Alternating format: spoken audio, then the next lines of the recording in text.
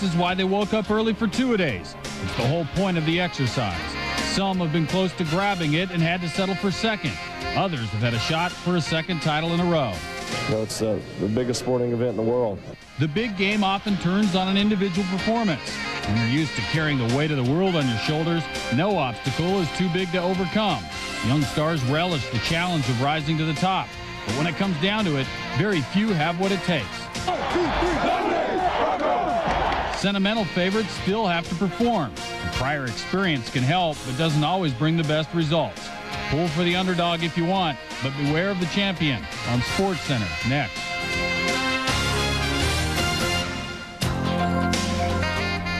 Hello, sports fans. Kenny Mayne here. Dan Patrick in San Diego. B-list events are coming later.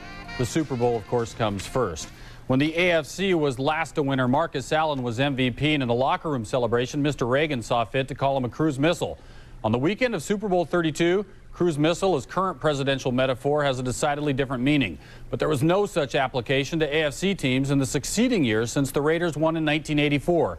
Complete disarmament is more like it. 13 straight losses. John Elway trying to change all that, greeting Brett Favre before the game. Neil Smith in his first Super Bowl coming over from Kansas City. Reggie White looking for the repeat. Terrell Davis returning home for the bowl. And Dorsey Levens set to go for the Green Bay Packers. First quarter, Packers going, and it's 11. Got 11 yards, the Broncos 38, and they're still working it. 3 plays later, Denver coming with the blitz. Favre reads it, cranks it out. Antonio Freeman kept the feet in, touchdown for 22. The Packers jumping out 7-0 on the opening drive. Favre was 3 for 4 for 48 yards. The Broncos try to answer. It's Davis. Gets blocks and cuts to the left side. Big yardage to the Packer 14. So Denver answering right back. Same drive. Davis down low into the dog pile. His 8th straight game with a touchdown, including playoffs, and this is tied at 7 apiece. The Packers next possession coming right back. Favre looking to throw. The fake. Got a bit of a rush and picked off. Tyrone Braxton with the pick on the bad throw. First NFC turnover in the Super Bowl since 1994. The Broncos next drive. Davis gets tripped up. Then his head gets slammed. Induces a migraine. He had to leave the game. Same drive. First play of the second quarter now, and Elway on 3rd and goal. The great fake. Had a man open. Had the end zone open, too. Elway's in. The Broncos are up. It's a 14-7 football game. Packers next possession. Favre looking to throw. Steve Atwater looking to tackle. Neil Smith, the recovery. The Broncos defense takes it away for the second time in the game. And the Broncos take advantage. Jason Elam from 51. Right down the middle, plus yardage. Second longest in Super Bowl history. Broncos up 17-7. Atwater and Smith making it happen on the defense. The Pack trying to respond. Down 17-7, 3rd and 10. Favre in his own end zone. Drills it out. It's Mark Chmura, the tight end. Got hit hard, but he got 21 to the 26. Favre 25 and 42. You saw Davis leaving the game.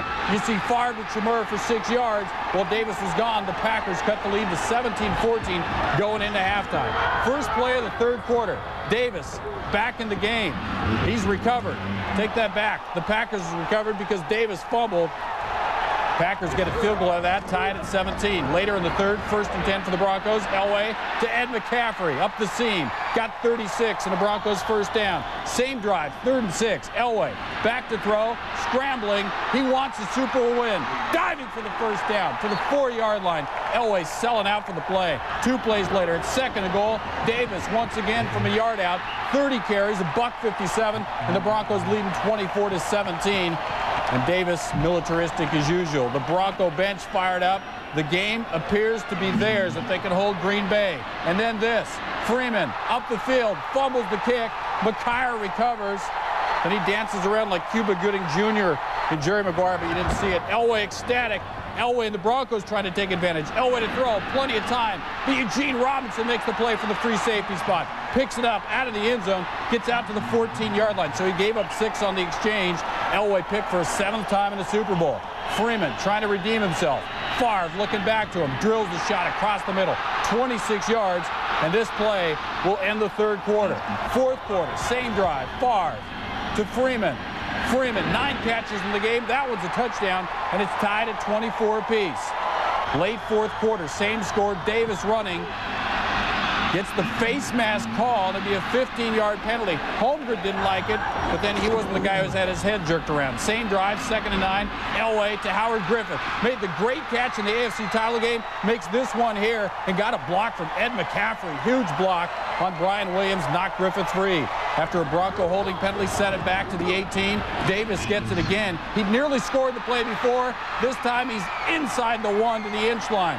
Favre looking on. He might get another shot. Davis right through the middle. Nobody touched him. His 3rd rushing touchdown. It's a Super Bowl record. And the Broncos are up 31-24. Packers with another shot. $1:40 to go. The middle screen works well. It's Levens busting up the middle. Big yards into Bronco territory.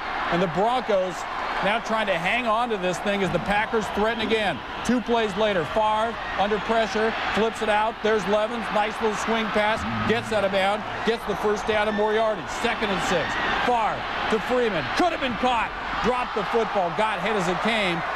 And the very next play, it's 3rd and 6. Favre looking to Brooks. Steve Atwater, punishing hit. Hit his own guy, in fact. Randy Hilliard took it hard. You see it again down low. That's why the 7th grade coach was so particular about the parental permission slip.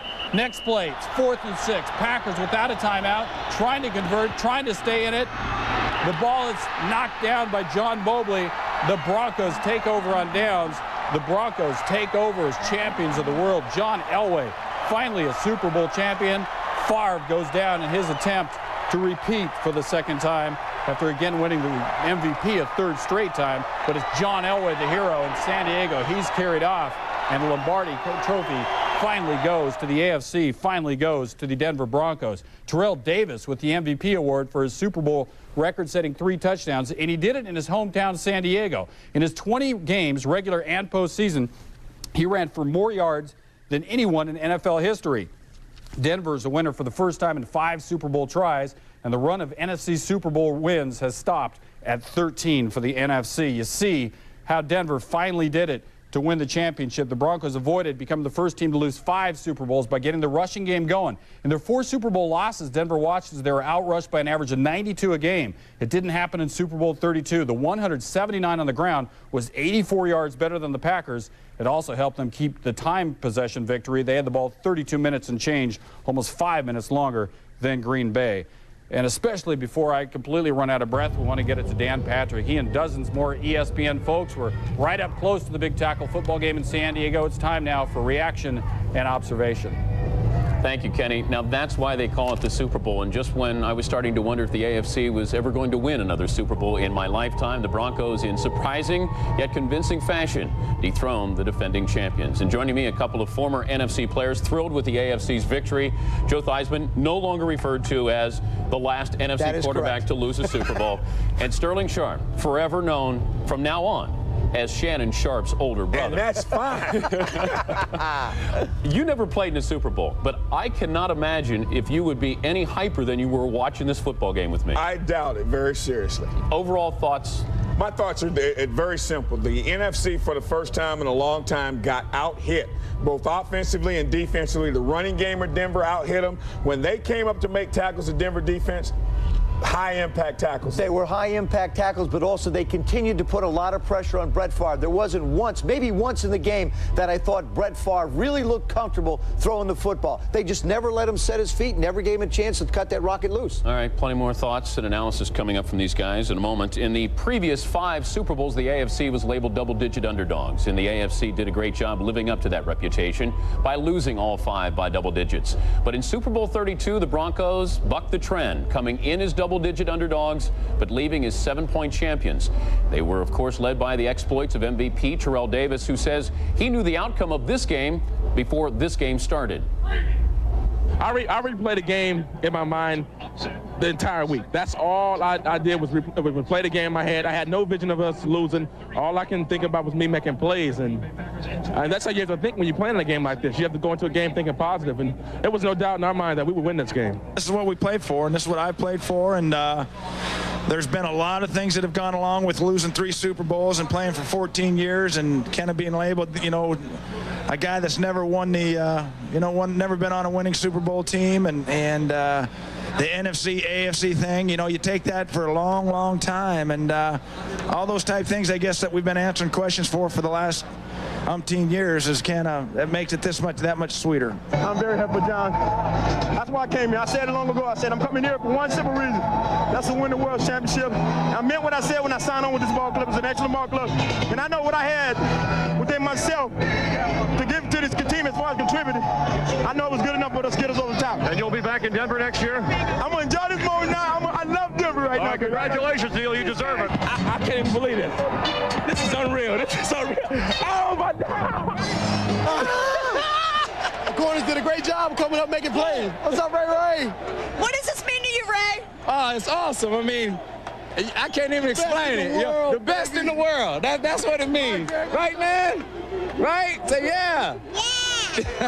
We brought stuff from every direction, every side, up the middle, on the outside, and he was. I think he was confused out there. He threw a lot of bad balls, but he also threw a lot of good balls. But we hung and we played together, and we made the plays when we had to.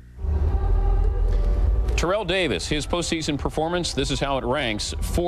Second best ever in the 4 games that he played. He rushed for 581 yards, only surpassed by John Riggins' season of 1982 when he rushed for 610 yards.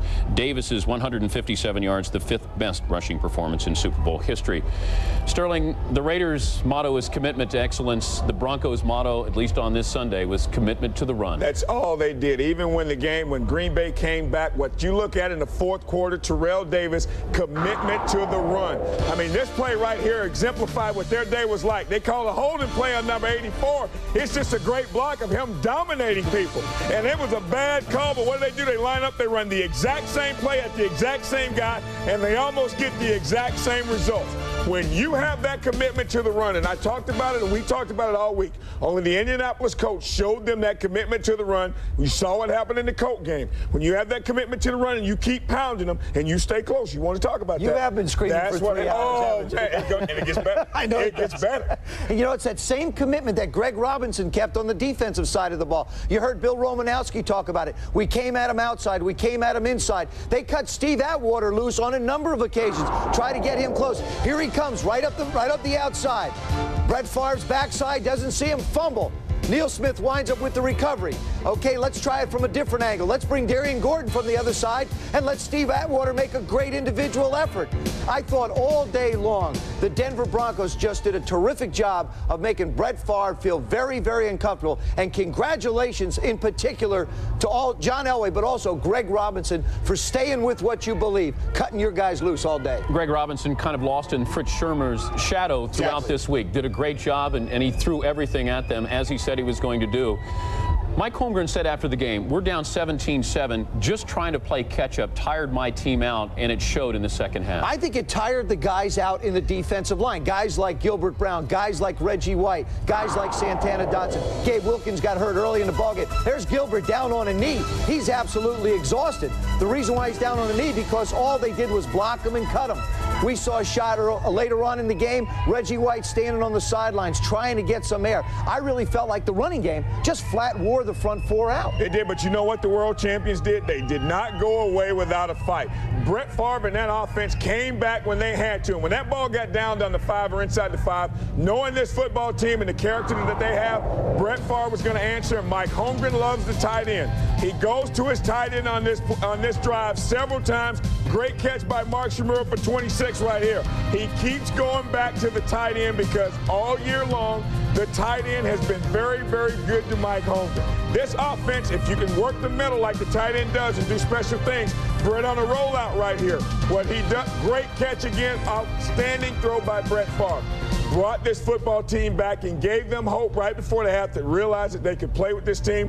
But like Mike Holmgren said, that comeback took a lot out of his football team. And what was surprising is Denver's enthusiasm and energy level really never waned throughout this entire game. I thought they paced themselves real well. They never hit the peaks and the valleys. They never had to struggle and try and come back. They managed to keep pretty even keel all the way along. The Denver Broncos looked exactly like the Green Bay Packers did last year when New England made that run. It was almost like we're going to win this football game regardless of what this team does, and that's exactly how the Denver Broncos look. I need you to rest your voice. We got a long night. Please, let me keep going. All right, you got to stop talking right now. Okay. We got plenty more of our Super Bowl coverage coming up as we take a closer look at this game in great detail. And John Elway along for the ride. He never thought he would get to this day. He got his Super Bowl. Plenty more after this. All right, guys, looking forward to many more Eddie Ford comments. The Jazz and Bulls may not have been the only key players in their game in Chicago. A disputed play and ESPN Radio made game story mention. Stay for that story. Tiger Woods has won from on the lead and near the lead. Sunday's requirement was to come from 8 back. UCLA got the big first-half lead on Louisville, but the Bruins weren't allowed to coast the last 20 minutes. And John Elway in Denver, as you've heard, champions of the world. Stay for more coverage from San Diego. I come to America with only 1 pence and map of Kentucky. Today I have own beer tray and put it in Coors Light only.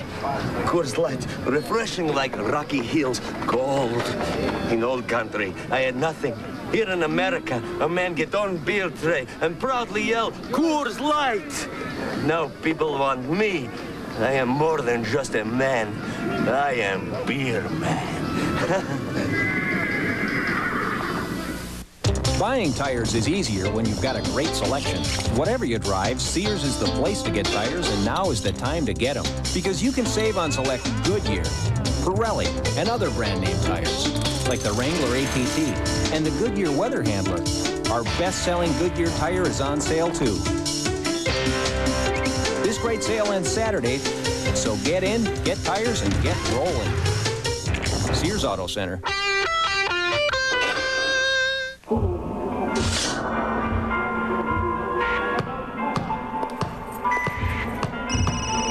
Yeah. Coffee? Relax, the call is safe. Just give me the figures. Back in, okay. Yeah, I got it. I gotta go. The Q phone from Qualcomm with advanced anti-eavesdropping technology. I couldn't scan it. Because you never know who's listening. Sportscenter is brought to you by Qualcomm, maker of the CDMA Digital Q phone. The streak is over. Our thanks to the Samuel Blimp for the aerial shots of San Diego. A lot of surprising folks in San Diego. The outcome of Super Bowl XXXII as the Broncos are world champions. In John Elway's first season in the league, the Raiders won the Super Bowl by beating the Redskins 38-9. The year was 1984. The AFC had not won another Super Bowl until this past Sunday. John Elway has finally filled in his Hall of Fame resume. He has finally won the big one. And Joe, I think he did everything he had to do on Sunday, including getting those 37-year-old legs out in front of a couple of runs. He really did, Dan. And the thing that impressed me so much about John is he was totally composed. He never looked rattled in this football game. He had everything under control. In particular, when he wanted to try and pick up first downs, he did it in a lot of different ways. And you can see on this one, this is 3rd down and 6. Keep in mind. Now, John Elway steps up from the pressure. He'll glance to the sideline ever so slightly and then sells out completely with his body. Watch this. This is a cartwheel. I want it all. John Elway wanted to take this game in his hands at that particular point. What he did, he went out and played the football game and let it come to him. In the past 3 Super Bowls, I felt like he had to force the issue. In this one, he just sat there, let it come to his lap, and did a great job with it. You know what? I want to take you to an interesting situation here late in the game where the Denver Broncos have just gone up 24-17. This, I thought, was the key to the game because they had kicked the field goal earlier when Brett Favre had fumbled. So now what I want you to do is take a look at these 2 plays back to back. The key here is the fact that Antonio Freeman laid the ball on the ground. John Elway gets the ball back. What he does is go for the knockout punch. And he threw an interception, and Eugene Robinson intercepted it. But I thought it was the key in the game because it showed that the Denver Broncos at that point were committed, there's that word again, to winning this football game. Speaking of commitment to excellence, your brother, I know, had a big game. Terrell Davis obviously led the way with 157 yards. You had John Elway doing what he had to do to win. The offensive line, the defense did everything they did to win this game, but Shannon Sharpe stood out in your mind, right? You know what? Throw the ball to 8 Ford. You get it to 8 Ford, they get a win. Shannon joins us now. Shannon, you know, your brother's pretty annoying to watch a football game with. I think you know that, don't you? I mean, the game is so big. It's a huge game. You can't make a lot of mistakes. Shannon, can you hear me? I can hear you fine. Can you hear me? Shannon, can you hear me? I'm here, too. Fine, I'll talk for him, Dan. Let me talk for him, Dan. Let's go. Can we get Sterling to talk to his brother? Shannon, are you there? Say again now. You know, if we can't talk, yeah, why don't you just fill in your brother's comment? You know what? I tell you what, this is exciting for us, and I know for him because all the talk that he was playing for me, and I told him to play this game for him. And I think the most important thing is that it's over with and it's done. And yes, I know he's excited and he's happy, but he cannot touch the tip of the iceberg as for me, because I know we still got work to do, but I got a whole lot of celebrating to do, and I don't drink. But I might. But you're going to yell. I'm going to yell. I guarantee. You know, your brother did a terrific job, and I really felt the area that he improved all through the playoffs was his ability to block. Dominate. Bad call on the holding penalty. Yes, it was. But he also had an opportunity to have other guys around him make some plays, like Ed McCaffrey, for example. Here's a guy who comes up with a big play downfield. I think that's very, very important to opening up this football game. John Elway only had about 27 yards passing in the first half, winds up with a little over 100 yards, but he managed to get the ball down the field to Ed McCaffrey at crucial times. And if you can do that, it's very, very important, because then it opens up the running game just a little bit more. Elway had great patience, though. Unlike in the previous Super Bowls where he had to force something to happen, he didn't really go in with that mindset. I think he realized what he had. You know what I really think made the difference there is with the 2 turnovers. When you turn the ball over, you make a mistake, all of a sudden the score is 17-10. And if the score is at 17-10, you have to feel like you have to pump it up a little bit. You have to try and make something up. I was there in a Super Bowl. When you get behind, you have to try and make every throw perfect. For John Elway, when you're on a lead, you can just sort of cruise along, especially when you turn around, flip the ball back to Terrell, and let him knock out 6, 7, 8, 5, 9 yards. I think it's very important that Elway had the lead. It was very critical. One quarterback stops talking, another quarterback will start talking. John Elway, after the victory, spoke with Andrea Kramer. You've waited your whole career for this moment, and I get to ask you the obvious question: how does it feel? You know what? I was always the other Super Bowls I'd think about it. This time I was afraid to think about it, but you know, it's better than I ever thought it would be. And you know, it's just, you know, over the years, all the questions about the AFC, NFC, and, you know, never being able to, if you don't win this game, will your career ever be complete? And I'm just thrilled to death that I don't ever have to answer that question again. Thank God to a great running back and a great offensive line. What will you savor most, and at what point did that memory come? When Brett's 4th down pass finally hit the ground, I mean, it was just, I couldn't believe it. And, you know, to be able to go out there and kneel down on it and just to really think about it, it's unbelievable. You've said all along Terrell Davis is the difference in the offense, giving you the best offense you've ever had. What about when he went down and then when he came back and fumbled? How much concern was there? Well, there was a lot of concern. And when he went down the first time, I asked him, I said, "You all right?" And he said he just got dinged a little bit. And then when I got to the sideline, he didn't come back in. I asked, he said he had a migraine. So we were just hoping that we could have him back because he is such a big part of this offense. But we got 2 guys in there, Von Hebron and Derek Lavelle, that came in and ran well too. But it was a real treat to have him come back because he's the one that made it happen. I think everybody always felt you would pass your way to a title, not run your way to a title. What's all the running, the touchdown and diving for 3rd downs? You know, I don't know. It just kind of, that's the way it turned out. They gave me some room to run today, and you know, they were taking guys down and doubling guys downfield and really gave me some creases inside. And so they hadn't seen it on film for a while, so I think I kind of surprised them with it. But still able to move around just enough to get the 1st downs. What's going to mean most for yourself, the fact that the Broncos finally have a win column in the Super Bowl, the AFC? What's going to really mean the most? You know, I think that's it. I think that, you know, with the 4 Super Bowls that the organization has lost, you know, this one win kind of erases all those, and it kind of puts the organization where it deserves, and that's up there with the elite organizations in the NFL. And plus, it means so much. I mean, I know how, you know, for 15 years, those fans in Colorado and the Rocky Mountain States have been so good to us, and they've been there since 1960. And, you know, we've disappointed them 4 times, but I guess this one makes it so much sweeter that I'm thrilled to death for them because they deserve it. Super Bowl champion. Hope you like the sound of that. I really do. Thank you. John, how are you? Thank you, Andrea. You know, for years, Packer fans took great delight in watching a number 84 go through opposing defenses. But on Sunday, Packer fans had to worry about another number 84. Sterling Sharpe's brother, Shannon Sharpe, who has persevered. He still is there waiting to talk to us. And Shannon, congratulations, first of all. Overall thoughts, has it sunk in yet for you? It's starting to sink in now. You know, no one really gave us a chance. There's not a whole lot of people that stood behind us in our corner and it was willing to stand up and say the Broncos got a very good chance here.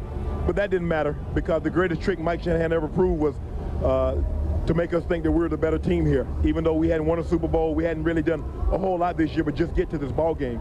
And I said it earlier, we weren't satisfied just getting here. Anything less than winning this game was unacceptable. Bruh, I gotta have it. Tell me the feeling that you have right now. I know how I'm feeling, and I know you can't come close to that feeling, but tell me the feeling you have right now. Don't give me organization, don't give me Denver persevering. Give me the way you feel right now. Man, if I had 1,000 tongues, I couldn't tell you how pleased I am with this situation. I mean, I've never won anything as a team, and then I think, you know, all the individual accolades, they're great, but I think it takes 53 guys. It takes 11 guys on offense, 11 guys on defense, 11 guys on special teams playing together at one particular time in order to make this happen.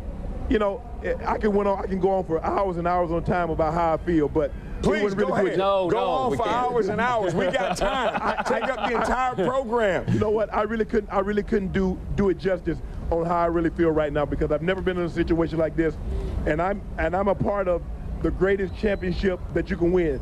Not the World Series, yeah, all those are great.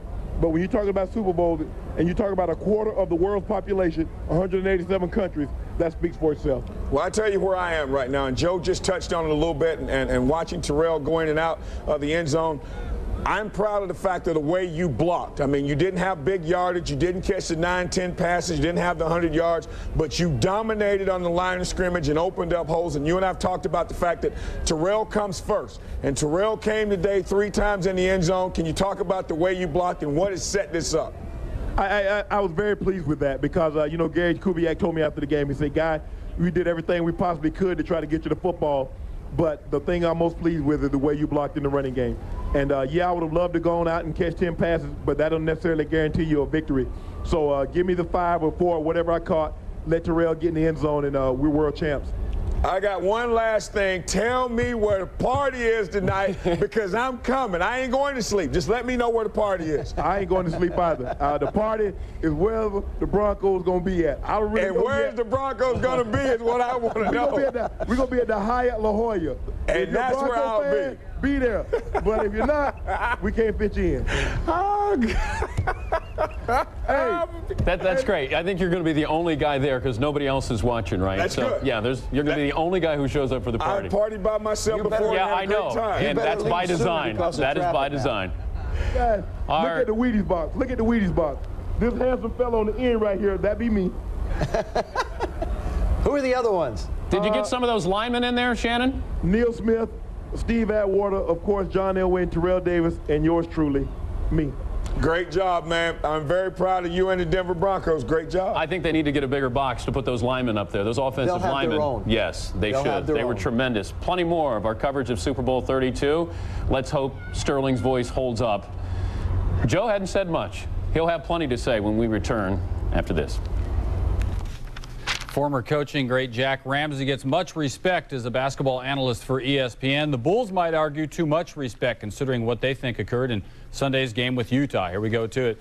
Sloan's team had not won in Chicago since December 17th, 1994. Third quarter, Jazz up by 1. Howard Isley looking for Karl Malone, found him down the lane. Malone at 35. Jazz up by 3. Now the Bulls are down by 12. Michael Jordan working the comeback. The crossover down the lane, throwing it over Ostertag. Bulls within 10. Later, the Bulls down 96-87. Jordan again going baseline, working past everyone. He had 32. Bulls down by 6. 42 seconds left. 98-94. Looked like Stockton missed everything, but no 24-second call is made. Coach Phil Jackson argues it. Here's the replay. It hit glass, certainly, but did it catch any rim? Michael Jordan argues to no avail. Jazz get the call and the win, and the Bulls lose for the first time to a Western Conference team in a regular season game since Jordan came out of retirement. But there's more. The AP quotes Phil Jackson as saying the refs were set to call the 24-second violation, but heard Ramsey tell the refs the ball had hit the rim. ESPN's Charlie Steiner explained on the broadcast that he and Ramsey were addressing the radio audience and not the referees, who overheard. The refs conferred, the call stood, the Jazz won, and Chicago makes the loss by Chicago makes Larry Bird, not Phil Jackson, the Eastern Conference All-Star coach. Jackson said he's happy not to go to the game, and he thanked his team for losing. Stay around. We'll check in on the Pac-10 right after this. Arizona, after a State of Oregon sweep in advance of Thursday's Stanford game,